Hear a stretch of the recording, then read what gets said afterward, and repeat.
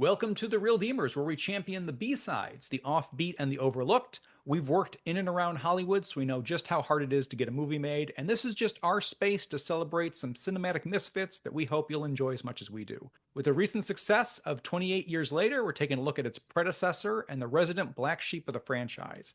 Strap on your hazmat suit, we're headed to London and talking about 28 weeks later.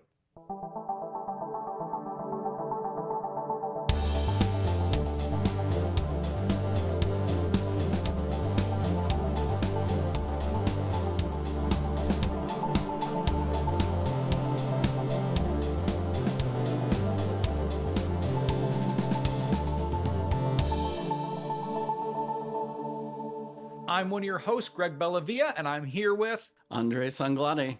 Okay, so I think up front, we are not talking about zombies today. This is a rage virus, and there is a difference there. So, Andreas, I wanted to ask you, what's the stupidest or silliest thing you've ever gotten angry about? Oh man. Can I ask my wife real quick? Because she probably has I wouldn't even say a list. She probably has a full book of dumb stuff I've gotten angry about. Oh, that's a good question. The dumbest thing I've gotten angry about. I'm sure there's a lot, but the first thing that comes up is like when you get so frustrated with the Wi-Fi not working. Oh my gosh. Yeah.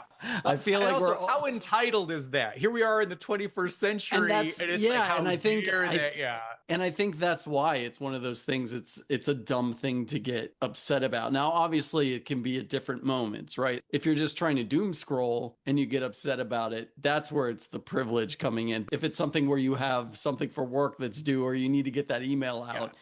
that's a different level of frustration and anger. So the most frequent thing I get angry about is I do get a little bit of road rage. Oh, okay. Okay. I'm curious, because do you verbalize it or just internally? No, I verbalize it. Wow. Okay. Now I have children, so maybe that affects how much I would or would not say with them. Yeah, it's no, I definitely verbalize it, but I need to. I feel like I've gotten better with it because it's also that thing where you start to realize like, well, what's it going to do? I could get angry at this person. The way I sort of work through it in my moments is I try to sort of either feel sorry for the person that cut me off or just also sort of look at them and this is kind of I get in a condescending way, but it just helps me. It's like, oh, if that's all you got going on in your life, then I feel bad for you. But I know, I think that's a healthy way to view it. No, absolutely. Now, I surprised you with this question. I had some time to think myself. Picture it. It's the end of 1999. We're all having our Y2K parties. It's the end of the world. And I saw in a Spencer's gift there was this giant hat that had 2000 across it. And okay. I was like, well, I can't spend money on that. That'd be silly. So a friend of mine bought it for me. This is my party hat. I love this. It was the most garish giant silver Amazing. hat you've ever seen in your life. And I was over at another friend's place and they owned a ferret and they were holding my beautiful hat in one hand and their ferret in the other hand. And I'm like, no, like in slow motion. And they tossed the ferret into the hat and it totally destroyed the structural integrity of like my party hat. And Oh it's been no. 25 years and I'm still not over And you're the still untimely angry about it. demise. But that was probably the silliest example of something where I was really bent out of shape about the very stupid something happening. But today we're focusing on 28 weeks later, but we can't talk about that without at least touching briefly on Danny Boyle and Alex Garland's hit 28 Days Later. Were you a big fan of that? What's kind of your history with this franchise in general? I remember seeing the trailer for it and it was exciting before it came out just because the zombie genre had not really been touched for a long time. And so the trailer came out and it was also weird in the sense that it was shot digitally and at that time that was even a big thing, right? Most movies were shot on film. So seeing this sort of murky, muddled picture that almost felt like found footage. I'm not saying this, it's obviously not a found footage film, but the look of it gave it this sort of grungier aspect that helps the storyline of what it is. So I remember being really intrigued by it, and then when I saw it in theaters, and I really really liked it. Well, I was a big fan, and we weren't the only ones. It was a financial success. It was a critical success, and I think it's held up as one of the best horror movies of the early 2000s. And I mean, I think it was up against kind of like the quote unquote torture porn Right. genre. I think Yeah. you had all the Platinum Dunes remakes of like the classic horror films. And look, there's good stuff in there, there's bad stuff in there, but this one really did light a fire. And I feel like between this and 2004's Dawn of the Dead, to your point, it made zombies cool again. And not to say that there hadn't been zombie movies the entire time, but like they were definitely flagging and there was a freshness injected. And I think between Dawn of the Dead's sense of humor, to your point, I think the look of this and the heart of this. I think it's a very character based thing. There's a reason why it's kind of stuck with us all these years. There's a reason why 28 years later is making waves. But that kind of sets us up for our discussion today about 28 weeks later. Now, naturally, a sequel was inevitable, and 28 weeks later came out, and it was not quite the hit that the first movie was. Overall, I think worldwide, it made money, but if you look at it, made essentially half of what the first one did. It was a critical success, but it's not a film that was talked about then. I feel like people treated it kind of as a rehash. And then it's not a film that I feel people hold up today. And tonally, it's very different. The first movie, you're following this tiny group of survivors. It's very focused on this small little like makeshift family, and it's episodic in nature. This one, I think there's a visual consistency, and we'll talk more about that. I think it looks similar, and they were going for the first movie, but Yeah. story-wise, very different and kind of fresh. It's people are returning to London. For the most part, the infected have died off, and it should be quote unquote safe. And we're following kind of this family getting reconnected and stumbling across somebody that can act as a carrier, that they don't outwardly have the rage virus, but it's within them. That sets off a chain of events. So it's a fresh take. Here is an original story in the same world, and just it didn't light a fire. And that's why we're sitting down today to kind of talk about this, because I think this is a good movie. I think this is something that I don't understand why it was ignored at the time. And in 2025, I'm not sure why people weren't talking about it before 28 years later came out to kind of renew interest. Andres, what's your history with this film? I saw this film in the theaters when it came out because I too was excited for a sequel to 28 Days Later. And when I saw it, I actually liked it. I haven't seen it since then, so in rewatching it for this discussion, I was really surprised at how much I had forgotten. It's definitely a different film. It doesn't follow the same structure at all as 28 Days Later. I think it's something worth talking about. The opening of the film is incredible. I'd put it on a list of one of the 10 best opening horror Yeah. film scenes ever made. Do you think the film suffers because of how good the open is? The rest of the film can't sustain that intensity. The opening of the film is so strong. And that's not to say that there aren't great and intense Oh, scenes within the rest of the film. not at all. Not at all. But they don't really match how well put together that first scene is. And I also feel like the first scene is also very much like 28 Days Later, right? It's everyone hiding from the zombies and then the rage virus victims. Okay, for our listeners, right now, for the rest of this episode, it's going to be used interchangeably. We're all adults. We're going to deal with it, and that's that. So no, please continue. We might use the Z word.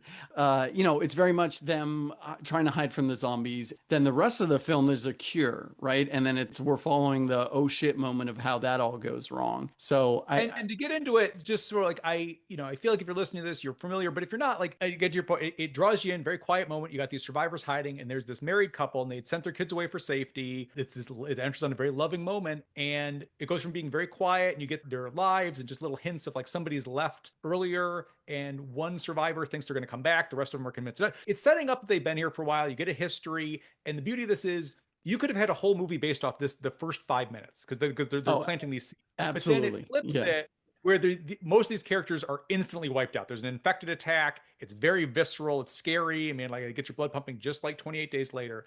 But the husband and wife, the wife is chasing for one of the other survivors. And with infected pouring into the house, the husband opts to escape and they leave them behind. Yeah. And it's like, it's a shocking moment. I mean, my mouth was open. I was going into watching it again. I remembered knowing the opening is great. I don't remember every single beat of it. And that was such a surprising beat. I mean, when she's just at that window and he's running and he sees her. And I got to say, like, we'll get into the categories, but Robert Carlyle is just, he's so good in this film. So good. Yeah. No. Absolutely. Well, I think it's great. He runs. There's a boat. He gets in the boat. There's another survivor there. Another survivor gets knocked out. So now Carlisle is the only one in the boat. The husband character. He doesn't just gun it. He tries to get the other guy in. I think it'd be easy to make him a coward. He's a villain. He's a bad person. I think the movie's showing, like, in a moment of fear, he does the wrong thing. But I think the movie still wants to keep you on his side to a certain extent. Like it doesn't want Agreed. you to hate Agreed. him. And him trying to rescue the guy in the boat is absolutely a needed moment Like because he yeah, boats and away. we should explain. Sorry to interrupt. We should Oh yeah, explain yeah, no, please. in the moment that he decides to leave his wife and escape. If you haven't seen the film, go watch it, first of all. Yeah, But second of all, the moment he's there and decides to leave his wife, it's yeah, in a moment where his wife is just, it looks like there's no way she could possibly escape. And I think there's also an element that gets revealed later that maybe is what people are not responding to well. And right. that's, look, we're going to spoil this film. We're just going to talk about it. It's revealed later on in the movie that the wife did survive. Mhm. Like, what was your reaction when you saw it? I'm a big fan of this movie. I was in as we talked through just some of the pros. I like that as a twist because just to kind of go back and then I'll kind of answer your question Sure, as we go. sure. So then he escapes in the boat and that's it. And then that's the end of the open. It's the opening 12 minutes. Very visceral. I think you have a great point. That's probably the closest experience in the film to 28 days later, front to back. Hmm. And then time has passed, things have returned to normal, people are coming in, and that includes the children that had been sent away. And now Yeah. the dad is working at this military kind of like facility where they're reintegrating survivors back into society. He has a job there and he can reconnect with the kids. And he's thrilled to see them, they're thrilled to see him. But one of the first things they do is he explains, and I'm using quotation marks if you can't see me, what happened to the mom, and he Right. lies. Because Yeah. what are you going to say? Yeah, Yeah. I left her die. Again, Robert Carlyle, it's a very emotional scene as he lies through his teeth about what happens to the mother. And then it's discovered she's still alive and they bring her into the facility. The kids obviously know that he's lying, so he has to reconcile with that. So I love that. I mean, one of my favorite genres is film noir, and that's about people making bad decisions for good or bad reasons and then having to deal with the repercussions of it. Here's somebody that in a moment of cowardice makes a decision they're going to regret for the rest of their life, and they almost get away with it. He's told his kids this lie, and then on paper you would never really have to revisit that again. And then, oh shit, here's the wife. Now you have to reconcile not only with the kids, but with her. So I think that's a great bit of writing. I think Oh, to yeah. get the hooks in. Yeah.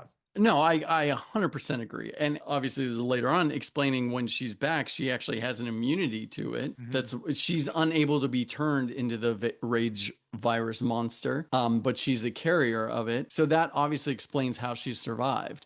But going back to that moment where Robert Carlyle is explaining to his kids, yeah, it's not even done in a vague way. He Yeah. does specifically lie, but I think.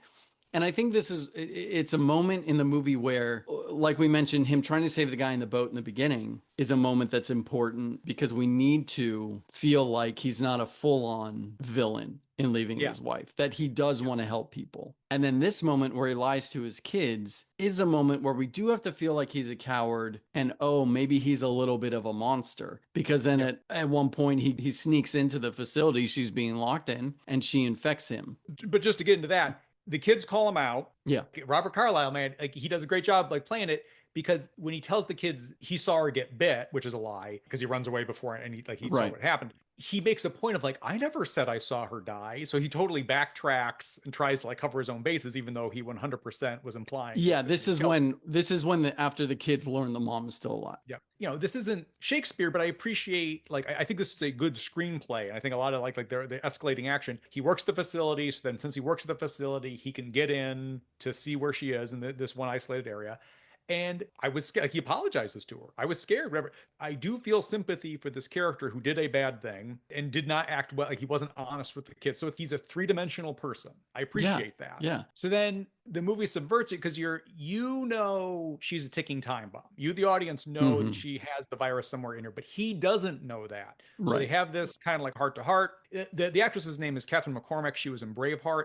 I think she does a fantastic job. She has even less to do than he does, but I think she has to get across the loving relationship in the open. When they find her, she's got like hardcore PTSD. She's living like an animal in like a house. She has to convey a lot without a lot of dialogue about what she's been through. I think she does an excellent job. But she says, I love you. Even with him abandoning her, there's the forgiveness as much in this quick moment. And then it just drives the nails into you. He goes in for a kiss, and that contact that spreads the virus. That's So now you enough. have she's tied down because she's infected. He starts to turn. She's now stuck in a room with somebody who's going to turn into this bloodthirsty thing with no way of escaping. So I think that is a brutal scene. And Oh, like, it's so man, what a good. character. It's great. And for a second I thought, oh, he's gonna leave the room, leave her to be this carrier tied up there with no one coming to rescue her. But he ultimately ends up killing her, and that's brutal in itself too. Well, I mean, what a nightmare, a literal Yeah. nightmare. The Yeah. person that you love is about to like horrible, and you cannot get out of these restraints. So, No, you can't do anything. I love 28 Days.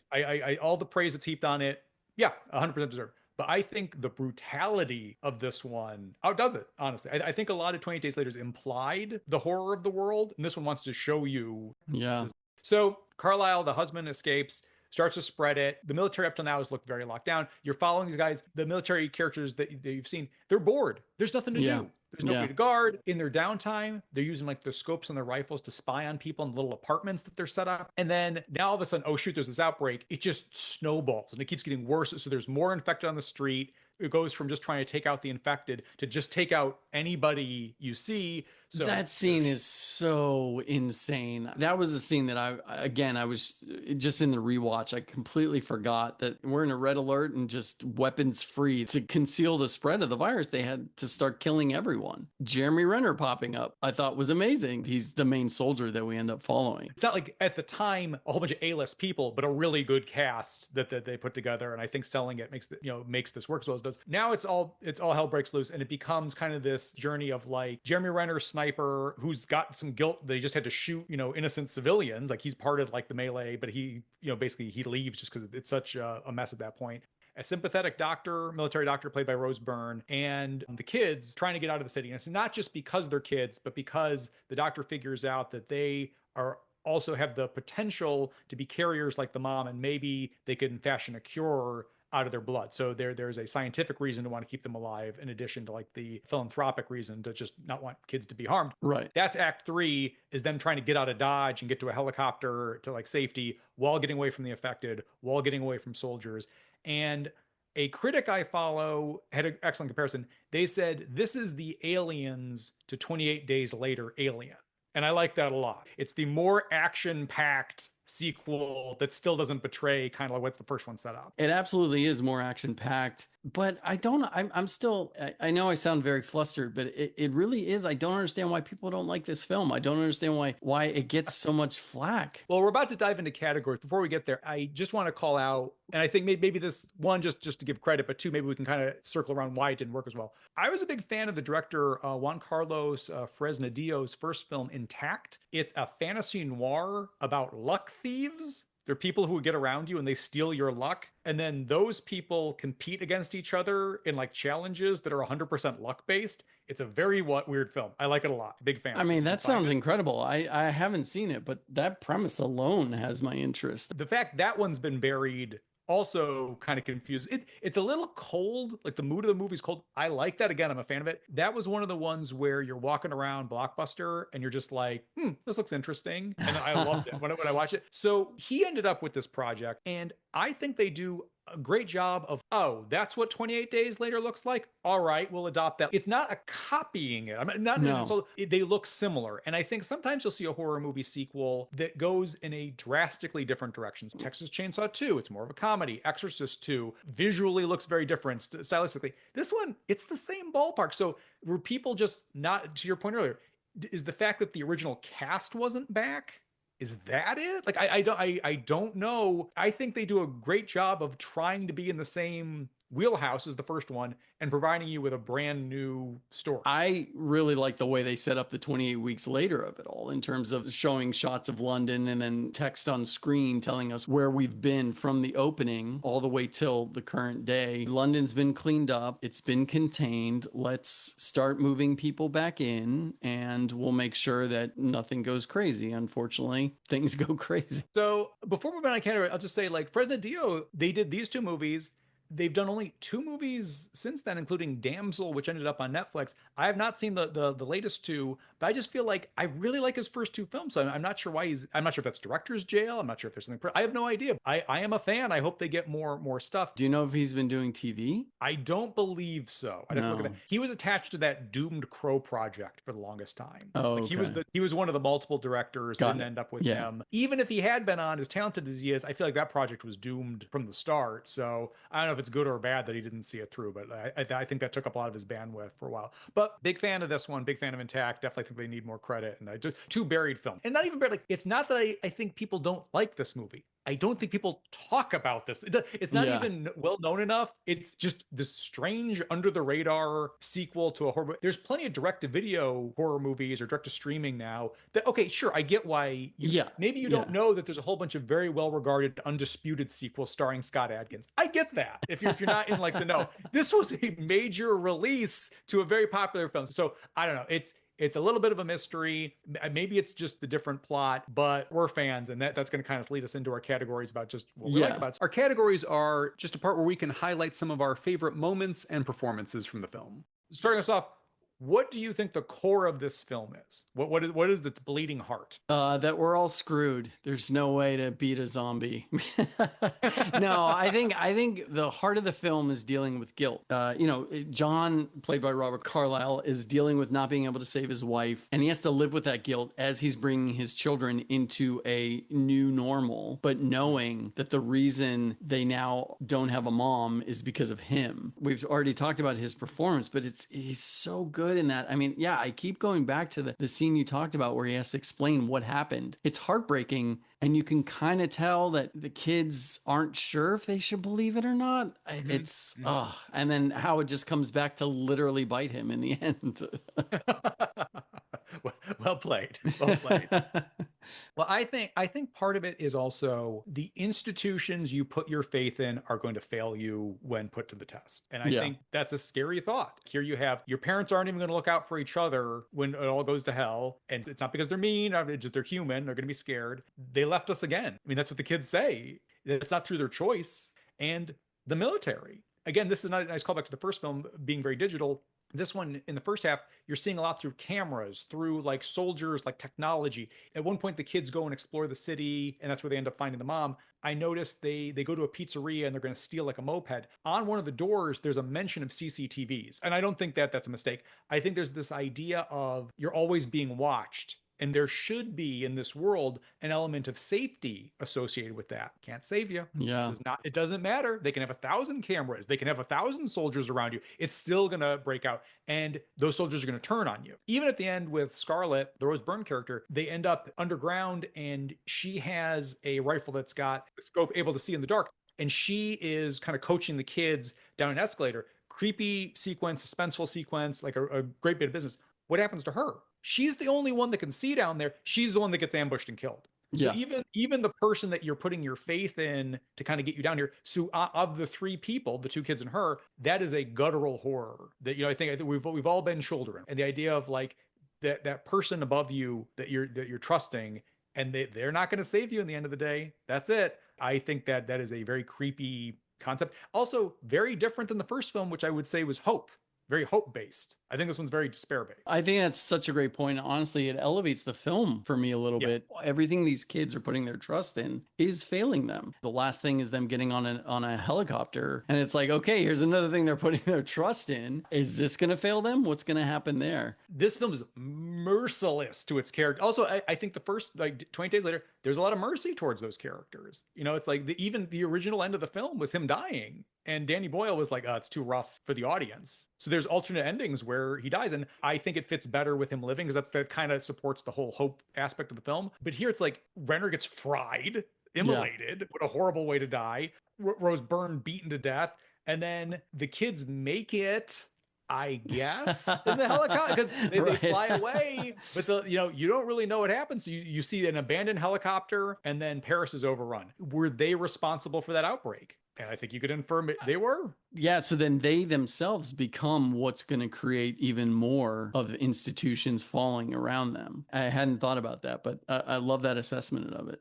this is not just a dumb sequel. I think there's a No, lot going on in no. there. Before we move on to other categories, I will say, like, I think the characters in the first movie are maybe more fleshed out. Like, you're there with, Jim the entire time. I think you have more time to bond. Here, Robert Carlyle starts the movie. By the halfway point, he's infected. You don't have a through line front to back. I like that. It gives it kind of an unpredictable feel, like anybody can go at any time. You don't always feel that. So I could see that being alienating where maybe you didn't have like an anchor like you did in the first movie. But But sorry to interrupt. Do you yeah, need that? I mean, I'm not asking do you need an anchor. What I'm asking is do you need that much to be fleshed out? I mean, we get right away from yeah. Rose Byrne being the doctor. She cares about what's going on. She wants to prevent everything else from happening. That's enough to know she's going to be someone who's going to take care of these kids and try to keep them safe. No, you bring up an excellent point because I was thinking about this. Sure, I love a good character arc. I love Hollywood screenwriting, blah, blah, blah, all that jazz. If an earthquake happened right now and there was an emergency and I was trying to get my wife and kids to safety,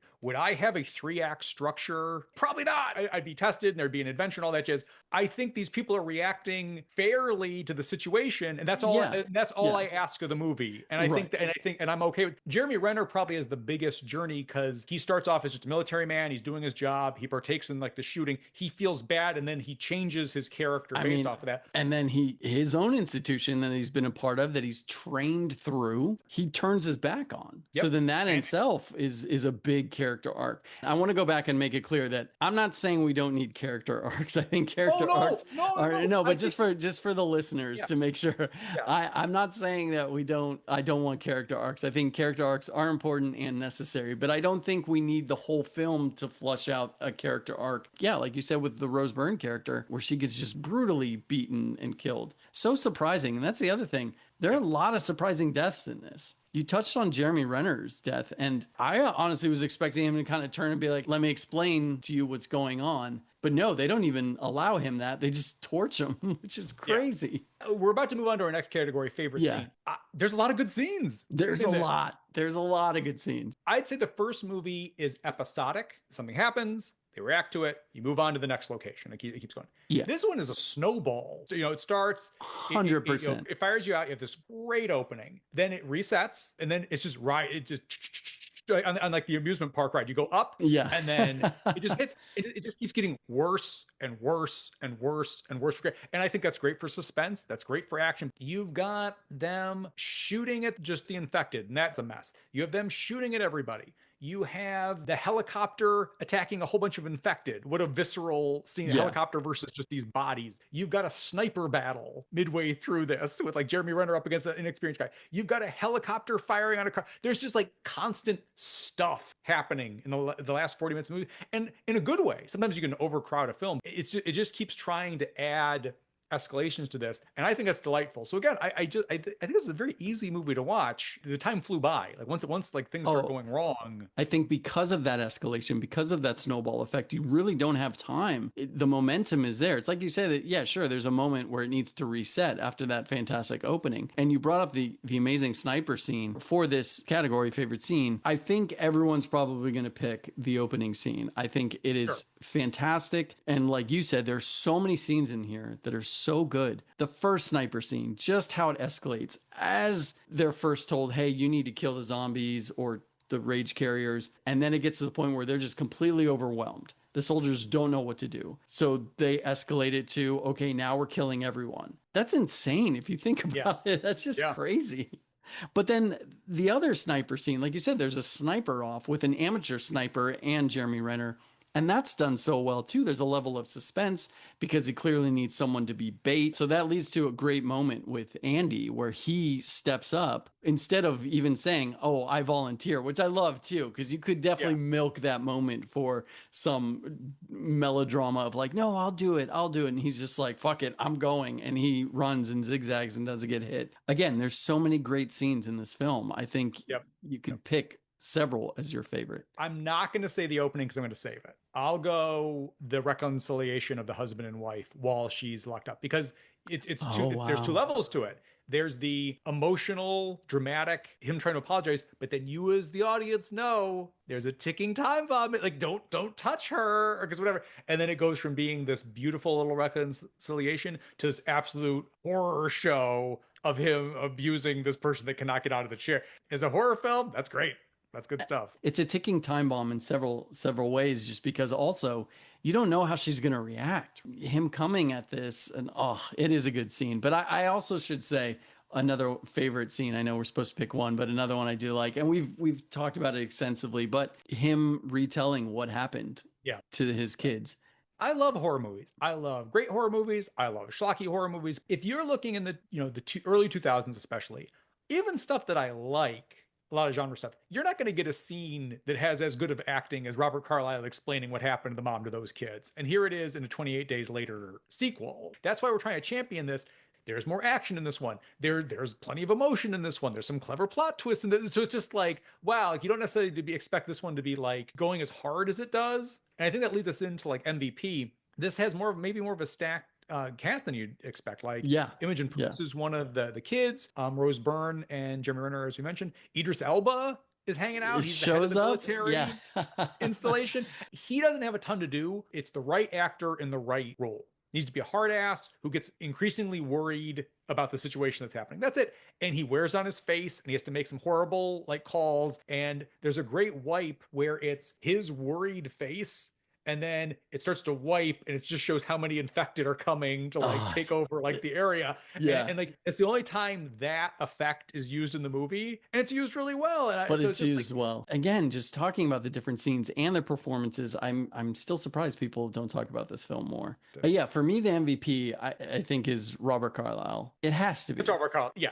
I mean, Catherine McCormack is great. And yes. I think that's almost a thankless. She has less dialogue. It's almost thankless. I feel because you get his complete journey, him being a coward, him lying to the kids, him reconciling with the wife, and then on top of that, him getting to play an infected. Yeah. I feel like he's the most valuable player out of the whole thing. She's out by the midway point. Quick timeout. The only in a genre horror movie with zombie stand-ins and military stuff and a lot of dramatic stuff, it does stretch the imagination a little bit that one infected could make it all the way to the end because they're not that smart, right? But I'm okay with it because it makes thematic sense. So in other words, he makes it to the end of the movie. He's still one of the threats. And there's shootings, there's fire bombs. They're using poison gas on the street. The infected are not smart enough to really evade these things. So he's kind of got like an angel or a devil on his shoulder making him get to the end. I don't know if this is me just making excuses in my head or if this is actually what they were trying to do. But for some reason in my head, I was reconciling with that because of the way Catherine McCormack is able to give him the virus because of her immunity. Maybe there's something different with the blood, and maybe he's sort of an alpha version of the zombie. I don't know if that's the case. That's sort of in the back of my head. I was just like, okay, yeah, we'll go with that to help sell how he's able to do that. You need it for that thematic purpose of him attacking the kids and his daughter ultimately killing him. I'm picking nits. I know it's a small thing. I remember it all those years ago being like, man, he is really lucky. And then watching it again, I'm like, but I'd rather him than anybody. Like, that makes the most sense. No matter what. And I was thinking after the sniper duel where Andy runs and they take out the other sniper, you see him for an instant. You see him off to the side. So he's tracking them. I think you could do something where he remembers it's the kids and he's following them to kill them. In his damaged brain, he can't even put it together. But I think you could have done more because they keep surviving. Then he could keep surviving. Like, as long as he keeps following them, he's going to be safe. I think you could have done something with that. But again, this is a minor, just thinking out loud while watching the movie, something that occurred. No, I understand that. Sorry. My reaction is I didn't realize he was actually there in that moment. I thought it was Andy picturing him there as sort of Andy's now trying to deal with grief of knowing his dad is a monster. I don't think Andy sees him. I'd have to go back and watch that part. No, I thought he looked, and that's why we see him. He looks later on, and then he's sorry. Go ahead. Gone. No, right. He's gone. But I don't think he's got like confirmation. Oh, Dad's following us. Oh, okay. Yeah, I completely misread that then. I think that's him. I think that's him stalking him. Okay. I think here's the thing. Maybe that's their intent. Maybe they're like, Greg, we clearly showed you that he is following. So I don't know. Maybe they. But that does serve. Sorry, that does serve my theory though. Then that he has a sort of alpha sense that allows him to act a little bit differently than the other infected. And I'll even say like something we've seen overdone, and it can be done well or it can be done poorly. But I think it's a crutch. is the person who's infected or possessed or whatever, and somebody's like, honey, don't you remember it's me? And for a moment they come back. And then that's when they kill them. We've seen that 1,000 times. Yeah. I like here where it's the daughter's got like the gun trained on him and she yells, don't. But the way she yells, don't, sounds like Don to him. And he looks up like it was the wife yelling his name during the opening. Now, he's not nice about it. He doesn't, there's no trace of the original, but he goes for her instead of the son. So somewhere, and then maybe this goes to your theory, Andres, somewhere in there, he's still in Yeah. there. And Yeah. that was enough recognition. So that slight bit of recognition, even though the daughter and the son will never know it, that saved the son's life because he was biting the son, who has the immunity as well, like the mom. Normally they're rabid animals, but by her saying that, that got him off the son. So there was something in there that was still human enough to react to that. So that's interesting. Again, another cool little element. No, Which leads us yeah. into what is an underrated element? I guess we've been talking about it the entire time, but is there anything you'd like to kind of like call out in particular about like this film that we maybe haven't covered yet, or something just to kind of spell out here? I think this film is a lot smarter than people give it credit for. I think there's a lot of nuances explored. Just underrated is the practical locations and making London feel deserted again. I think the stories are, and correct me if I'm wrong, I think for 28 Days Later, they sort of had to steal shots, right? To try to make London look deserted. It wasn't an easy task. So now with a sequel, I can only imagine it's even more difficult. From the filmmaking aspect, finding a way to make London look completely deserted, especially in 2007, like CG wasn't the best back then. You know, there's certainly higher budget films had better CG. I'd say their ability to call out the first movie without straight up like ripping anything off. It's I think the visual look of it and also use of cameras and stuff in the film, like still keeping digital as part of it. I like that. And then Rose Byrne, I'm a huge fan of her as an actress. I think she brings a lot of warmth and intelligence to a character that doesn't have a lot to do. I'm a scientist. We need to get these kids to safety. That's kind of a thankless role. What are you going to bring to that? And I think she's just so naturally charismatic that she still carries the day. Her and Ren are on equal footing, even though as a character, I feel like he's given more to do. Who do you think's having the most fun? I think Jeremy Renner was having the most fun. Okay, all right. This one's always so subjective. I think Robert Carlyle was having the most fun because I think there's something about getting to play. I get to play a shitty husband. I get to play an infected person. I think as an actor, that was probably a buffet of stuff to pick from. I had him, but then just the grief and the heartache and the heaviness he has to carry for a good amount of the film. I wouldn't have fun with that. That's got to be so emotionally draining as an actor. I was thinking of it in terms of how much there is to play. Renner's great. I'm a Renner fan. Yeah. It's so focused on the soldiers are going to come in. It's a zombie movie. It's an infected movie. All hell is going to break loose at some point. So how to keep them involved? They don't really activate until the movie's halfway through. So it's his relationship with the other soldiers. He's having a good time. He's one of the ones looking through the scope and kind of spying on people and just being interested. That again, with a different performer, that could have been boring, or I couldn't have been. He is having a good time. He's an engaging, charismatic presence that when he's called into action in the second half, you're ready to go with him. And then in the first half, you can tell how much fun he's having with the other soldiers and the other snipers. The struggle is, I'm now turning my back on the military, but I still have a mission to do. I need to get these kids to safety. What scene would you show to someone else to hook them? The opening. I mean, the opening. You just show that opening and people are going to be like, I want to watch this movie. Yep, no, I agree. It's almost like if they did a series of shorts inspired by the world of this, you could release that and everyone would just say it was fantastic. What would you put on a t-shirt or quote from this one? This one was tough for me, I gotta say. I think it would ultimately be my background photo right now, which is the character with the two different eyes and the mask on, and then it just says red alert on it. Oh, I like that. Not maybe the happiest, but just the one that's they left us again. Oh, that's good. Maybe like a shrug emoji. Or the with the kids like cowering and crying, they left us again. Oh, that's heartbreaking, but that's I feel like it sums it up. So t-shirt doesn't have to be fun, right? Yeah. I like red alert. I like the red alert one. I think I know the answer to this. What Oscars would you give out? I think, I didn't check. Was it nominated for anything? I don't even know. Oh, I don't believe so. Okay. I had two. Robert Carlyle, I think, is up there. And then I honestly also thought the sound design was fantastic. I would nominate that. Yeah. Yep. Carlisle for sure. I'd say McCormick for Best Supporting Actress. Because I Oh, feel, that's again, a good pick. Yeah. they do not have a ton, like they have to give you a lot, and a lot of that is a non-dialogue performance, and I think she gives it to you, and you need to she gut punches you twice, when she's left and then when she's killed, and I feel like she sells Oh, both of those moments. um man, that window scene, that window shot. I mean, it's so brutal. It's so good. It stays with you. It stays yep. with you. And then we always like to kind of close out on calling out a crew member. I'm going to go with production designer Mark Tildesley. I apologize if I massacred that, but they also worked with Danny Boyle on Sunshine, and they've worked on No Time to Die and Phantom Thread, and all those movies look fantastic. So Yeah, I wow. appreciate their work here, and great resume. That's a great pick. All those movies look fantastic. I'm going to shout out the re-recording mixer Andrew Collar for the mix and sound design. I think it's fantastic, and his other credits include Sunshine with Danny Boyle and Mission Impossible: Rogue Nation. It's a good one. Yep. They're all. I mean, I enjoy all of them, but that is a good one. All right. Well, thanks everybody for joining us again.